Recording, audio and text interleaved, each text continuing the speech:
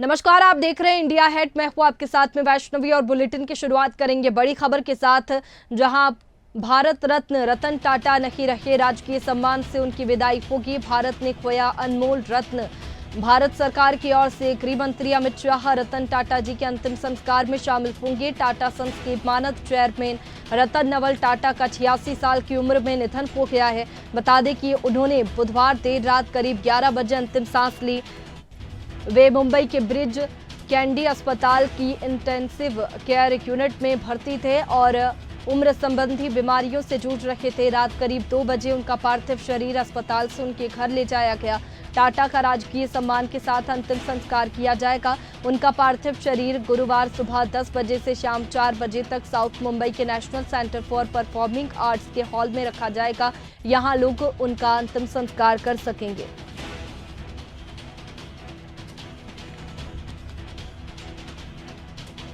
तो देखिए, उनका पार्थिव शरीर गुरुवार सुबह 10 बजे से शाम 4 बजे तक साउथ मुंबई के national centre for performing arts के हॉल में रखा जाएगा। यहां लोग उनके अंतिम दर्शन कर सकेंगे।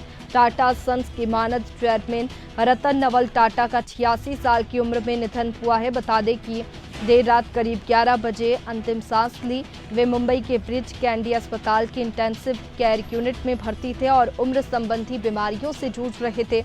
निधन की जानकारी उद्योगपति हर्ष गोयनका ने सबसे पहले दी। रात करीब 2 बजे उनका पार्थिव शरीर अस्पताल से उनके घर ले जाया गया। टाटा का राजकीय सम्मान के साथ अंतिम संस्कार किया जाएगा। उनका पार्थिव शरीर 10 बजे से शाम 4 बजे तक साउथ मुंबई के national centre for performing arts के हॉल में रखा जाएगा। यहां लोग उनके अंतिम दर्शन कर सकेंगे। पद्म विभूषण और पद्म भूषण से सम्मानित रतन टाटा को 7 अक्टूबर को भी आईसीयू में भर्ती किए जाने की खबर थी। हालांकि उन्होंने इसका खंडन करते हुए कहा था कि वे ठीक है, रूटीन चेकअप के लिए अस्पताल पहुंचे हैं।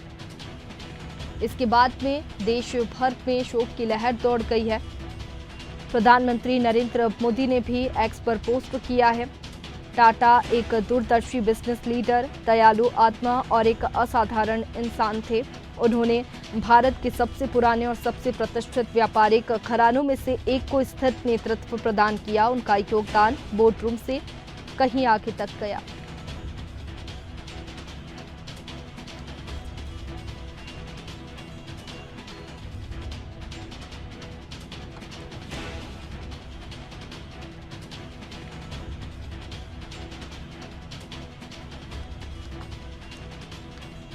तो देखिए, आज रतन टाटा का अंतिम संस्कार होगा और इसके साथ ही राजकीय सम्मान के साथ उनका अंतिम संस्कार किया जाएगा। और इसी पर हमारे साथ में प्रदीप करम्बेलकर, अध्यक्ष एमएसएमई के, जुड़ चुके हैं। सर, बहुत स्वागत है आपका इंडिया हेट में।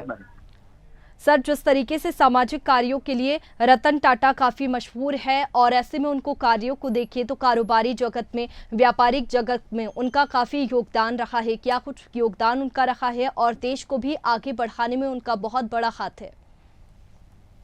जी, मेरा सबसे पहले तो रतन टाटा जी को विनम्र श्रद्धांजलि। रतन टाटा को मैं जिस तरह से देखता हूँ वो इस तरह से देखता हूँ कि बिजनेस की दुनिया में ज्यादातर समय में एक आम धारणा ये होती है कि बिजनेसमैन एक जिसको कहते हैं बहुत सारे मैल प्रैक्टिसेस और अन्य चीजों के थ्रू आगे बढ़ता है। बिजनेस केवल अलग गलत तरीकों से भी किया जा सकता है, पर रतन टाटा जी ने साबित किया कि नैतिकता और कैरेक्टर्स और परोपकार के आधार पर भी इतना मजबूत बिजनेस बनाया जा सकता है, जो एक अलग ही श्रेणी पे उन्होंने उस बिजनेस के लेवल को ले गए। अगर आप कभी भी नॉर्मल व्यक्ति से भी पूछेंगे तो हो सकता है वो बिलियनियर की सूची में ना आते हों, लेकिन अगर आप किसी भी बड़े उद्योगपति का नाम ले और साथ में रतन टाटा का नाम ले तो मैं निश्चित मानूंगा कि कोई भी उनको पैसों से या उनके टर्नओवर से नहीं गिनेगा। उन्होंने वो मुकाम हासिल किया है जिसमें वो एक उद्योगपति और व्यवसायी होते हुए भी एक लीजेंड की श्रेणी में चले गए और उन्होंने एक मानक स्थापित किया है। जिस तरह से उन्होंने भारतीयता को 161 देशों में ले गए, उनके जो स्तर थे, उनके जो मानक थे और उनकी जो कमिटमेंट थी भारत के ब्रांड्स के प्रति और हमारे देश के प्रति, वो उनका एक अतुलनीय योगदान है, जिसको मुझे लगता है उद्योग जगत में ऐसा व्यक्ति होना दोबारा आसान नहीं होगा। और इतना बड़ा स्तर और इतना बड़ा स्टैंडर्ड खड़ा करना अपने आप में एक बहुत बड़ा, हम सब के लिए, आने वाली पीढ़ियों के लिए मोटिवेशन होगा। बिल्कुल, जिस तरीके से प्रदीप जी हम बात करें कोरोना काल की, तो कोरोना काल में भी हमने देखा था कि उन्होंने बढ़ चढ़कर सहयोग किया था। वो पहले इंसान थे जो आगे आए थे और लोगों की मदद की थी। अस्पतालों में भी काफ़ी योगदान उनका रखा था। और औद्योगिक जगत की बात करें तो औद्योगिक जगत में तो उनका नाम है, लेकिन सामाजिक कार्यों में भी उनका काफ़ी नाम है। जी, उनका सामाजिक कार्य आप देख सकते हैं। उन्होंने, आप उनके स्तर देखिए, मॉरलिटी देखिए कि उन्होंने जब ताज होटल में अपने कर्मचारियों की मदद की और ताज के घटना के बाद उन्होंने फिर किसी पाकिस्तानी उद्योगपति से मुलाकात ही नहीं की। सामाजिक तौर पे देखें तो टाटा का जो सामाजिक ट्रस्ट है वो आज न जाने कितने स्कूल, कितने कैंसर अस्पताल और कितने ही ऐसी समाज सेवी योगदान कर रहा है। और 40% हिस्सा टाटा सन्स का केवल सामाजिक कार्यों की और लोगों की सेवा में जाता है। मुझे लगता है कि CSR में तो केवल 2% ही देते हैं, लेकिन टाटा समूह अगर 40% की हिस्सेदारी सामाजिक स्थान में देता है तो ये अपने आप में एक बहुत बड़ा योगदान है भारतीय ग्रोथ में। और व्यवसायी किस तरह से अपने जीवन को बढ़ाएं, ये रतन टाटा जी ने दिखाया है। बिल्कुल, रतन टाटा का जाना देश के लिए बहुत बड़ी क्षति है। बहुत शुक्रिया आपका हमारे साथ में जुड़ने के लिए। तो देखिए, रात करीब 2 बजे उनका पार्थिव शरीर अस्पताल से उनके घर ले जाया गया। 86 साल की उम्र में उनका निधन हुआ। टाटा का राजकीय सम्मान के साथ अंतिम संस्कार किया जाएगा। उनका पार्थिव शरीर गुरुवार सुबह 10 बजे से शाम 4 बजे तक साउथ मुंबई के national centre for performing arts के हॉल में रखा जाएगा। यहाँ लोग उनका अंतिम दर्शन कर सकेंगे। काफ़ी योगदान उनका औद्योगिक जगत में रहा है, कारोबारी जगत में रहा है, और ऐसे में देश के लिए बहुत बड़ी क्षति है। इसके बाद से लगातार देश भर में हलचल देखने को मिल रही है। तमाम जो प्रतिक्रियाएं हैं वो भी सामने आ रही है। टाटा चेयरमैन चंद्रशेखर की भी प्रतिक्रिया सामने आई। उन्होंने भी एक्स पर लिखा है, हम अत्यंत क्षति की भावना के साथ रतन टाटा को विदाई दे रहे हैं। समूह के लिए टाटा एक चेयरपर्सन से कहीं अधिक थे। मेरे लिए वे एक गुरु, मार्गदर्शक और मित्र थे। ये कहना है टाटा चेयरमैन चंद्रशेखर का। इसके साथ ही राष्ट्रपति द्रौपदी मुर्मू ने भी एक्स पर पोस्ट किया है। उन्होंने लिखा कि भारत ने एक ऐसे आइकॉन को खो दिया है जिन्होंने कॉरपोरेट ग्रोथ, राष्ट्र निर्माण और नैतिकता के साथ उत्कृष्टता का मिश्रण किया। पद्म विभूषण और पद्म भूषण से सम्मानित रतन टाटा ने टाटा ग्रुप की विरासत को आगे बढ़ाया।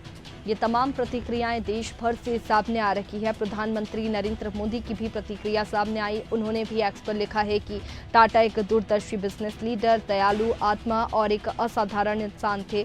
उन्होंने भारत के सबसे पुराने और सबसे प्रतिष्ठित व्यापारिक घरानों में से एक को स्थिर नेतृत्व प्रदान किया। उनका योगदान बोर्ड रूम से कहीं आगे तक गया।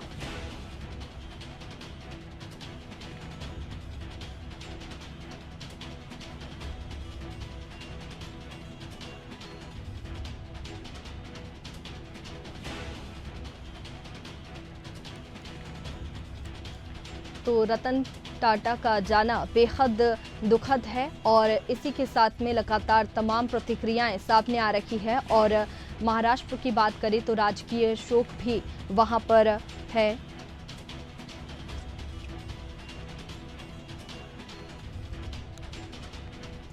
और देखिए, इसी पर हमारे साथ में वरिष्ठ पत्रकार राजीव सिंह जुड़ चुके हैं। राजीव जी, बहुत स्वागत है आपका इंडिया हेट में। राजीव जी, रतन टाटा का निधन हुआ है। 86 साल की उम्र में उन्होंने अंतिम सांस ली है और उनका जाना बहुत ज्यादा देश भर में क्षति देखने को मिल रही है। एक शोक की लहर देश भर में दौड़ गई है क्योंकि बिजनेस टाइकून का जाना एक बहुत बड़ी कमी खलेगी। एकदम वैष्णवी, एकदम आप सही बोल रही हैं। यह हमारे देश के लिए और खासकर मैं जिस क्षेत्र से बिहार झारखंड से आता हूँ, यहाँ के लिए बहुत एक दुख की घड़ी है क्योंकि हमारे देश के एक आइकॉन चले गए। और हमारे यहाँ झारखंड में भी एक दिन का मुख्यमंत्री ने राष्ट्रीय शोक घोषित किया है। मैं आपको बताते चलूं कि रतन टाटा जी का टाटा नगर, जो आज हमारे झारखंड में एक औद्योगिक नगर के रूप से जाना जाता है, यह उनकी देन है। और आपको आश्चर्य होगा कि ये उस कंपनी में, इनकी कंपनी होते हुए भी 1962 में इस कंपनी में वे एज ए एम्प्लॉय के रूप में वे ज्वाइन किए और इस कंपनी के लास्ट में सर्वोच्च स्थान तक चेयरमैन के रूप में और फिर उन्होंने अपने सारे मिस्त्री को जिम्मेवारी भी दी, और लेकिन मार्गदर्शन उनका बना रहा। ये हमारे झारखंड के लिए बड़ा ही मतलब दुख की घड़ी है, और देश ने भी अपना एक ऐसा उद्योगपति खोया है। आज जो हमारी एयरलाइंस इन्हीं टाटा समूह की देन है। तो इस देश को टाटा ने जो दिया है मतलब वो अतुल है। मतलब उसके पर हम लोग बात भी करना बड़ा दुर्लभ है कि किस रूप में, किस तरीके से हम लोग इस चीज को देखें कि एक ऐसा शख्सियत जो कि एक अपना छोड़ देश के बारे में सोचते और आज हम लोग के बीच से चले गए। ये बड़े ही दुख की घड़ी है, और इस देश को मतलब एक ऐसा रत्न खोया, और संयोग से उनके नाम भी रत्न था कि मतलब जिसकी भरपाई करना बहुत ही मुश्किल है, बस नहीं। बिल्कुल, राष्ट्र निर्माण में उनका योगदान जो था उसे नकारा नहीं जा सकता है। इसके साथ ही औद्योगिक जगत में तो उन्होंने काफी नाम कमाया और देश को भी आगे बढ़ाया, लेकिन सामाजिक कार्यों की बात करें तो सामाजिक कार्यों में भी वे सबसे ज्यादा आगे रहे हैं। एकदम वैष्णवी, आप एकदम सही बोल रहे हैं। बड़े आश्चर्य हो गए कि टाटा के कुछ जो कॉलोनियां है ये अपने, क्योंकि ये डिजाइनर इंजीनियरिंग की पढ़ाई भी करके आए थे बाहर विदेश से, और ये अपने से डिजाइन करके जो घर बनाए हुए हैं। आज भी मतलब टाटा में एक अजीब मातम सा माहौल छा गया है कि हमारा एक ऐसा गार्जियन जो कि हम लोग को मतलब जो चीज दिया वो एक अतुल है। हम सुनिए कि मतलब इस चीज को कैसे भरपाई किया जाए ये समझ पड़े है। लेकिन एक चीज है कि मतलब रतन टाटा जी की सोच एक अजब था इस देश के लिए। उस समय झारखंड बिहार एक ही हुआ करता था, बाद में फिर ये हुआ। तो जो आज टाटा नगर इन्होंने बसाया वो रियली मतलब आप आज भी देखेंगे एक इतनी प्लानिंग के साथ वह शहर एक औद्योगिक क्षेत्र होते हुए उतनी साफ सुथरा, माने बड़े बड़े महानगर भी उस ढंग के साफ सुथरे आपको नहीं दिखेंगे जिस ढंग से टाटा नगर को इन्होंने बसवाया है। तो ये एक बड़ा इनकी सोच थी कि ठीक है कहीं से दो पैसे कमाओ बट वहाँ के लोग को भी उस तरह की सुविधा दो, ये उनकी सोच थी। इसी तरह इन्होंने आप झारखंड के टाटा नगर की बात कर रहे हैं, तो टाटा नगर की बात करें तो टाटा नगर यहाँ पर जो लोग हैं, जो एम्प्लॉइज वहाँ के थे, उनसे भी रतन टाटा काफी शालीनता से पेश आते थे और कोई भी बिना झिझक के लोग उनसे मुलाकात कर पाते थे। एक बड़ा इंसान होने के साथ ही कुछ भी रतन टाटा में एक तरीके से कह सकते हैं कि एक सिंपल पर्सन जो थे वो रतन टाटा थे। एकदम वैष्णवी, एकदम आप सही बोल रही हैं कि टाटा के जो भी इनके एम्प्लॉय थे कभी उन्हें लगा ही नहीं कि ये हमारे मतलब मालिक हैं, गार्जियन हैं, कि दोस्त हैं, कि बड़े भाई हैं।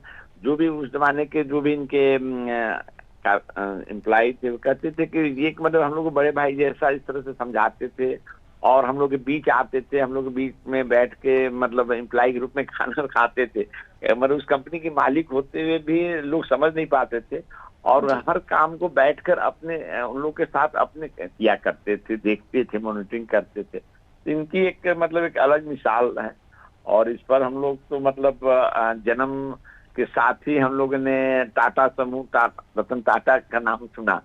तो हम लोग लिए तो एक मतलब एक मार्गदर्शक के रूप में ही रहे हैं हम लोग उनके। सिर्फ कभी एक बार अभी कोरोना काल में ही आए थे टाटा, कोरोना के बाद में वही 3 जुलाई को एक प्रोग्राम होती है स्थापना, तो उसमें आए थे। तो हम लोगों ने उनको देखा था, तो रियली इस उम्र में भी, उस समय 80-82 साल 83 साल की उम्र थी, उस समय भी एक अजब चार्म था और एक अलग जोश दिखता था। तो ये सही में एक आइकॉन है इस देश के, और ये बहुत बड़ा क्षति है इस देश के लिए और हम सभी को लिए। बिल्कुल, रतन टाटा का जाना एक बहुत बड़ी क्षति देश भर के लिए है, और इसी को देखते हुए तमाम जो प्रतिक्रियाएं हैं वो भी सामने आ रही है। बहुत शुक्रिया आपका हमारे साथ में जुड़ने के लिए। तो 86 साल की उम्र में रतन टाटा ने अंतिम सांस ली है। राजकीय सम्मान से उनकी विदाई होगी। झारखंड महाराष्ट्र में एक दिन का राजकीय शोक भी घोषित किया गया है। बता दें कि उद्योगपति रतन टाटा का 86 साल की उम्र में निधन हुआ है। उनके अंतिम दर्शन की भी तैयारी है, इसके साथ ही अंतिम संस्कार की भी पूरी तैयारी अब की जा रही है। राजकीय सम्मान के साथ उनका अंतिम संस्कार होगा।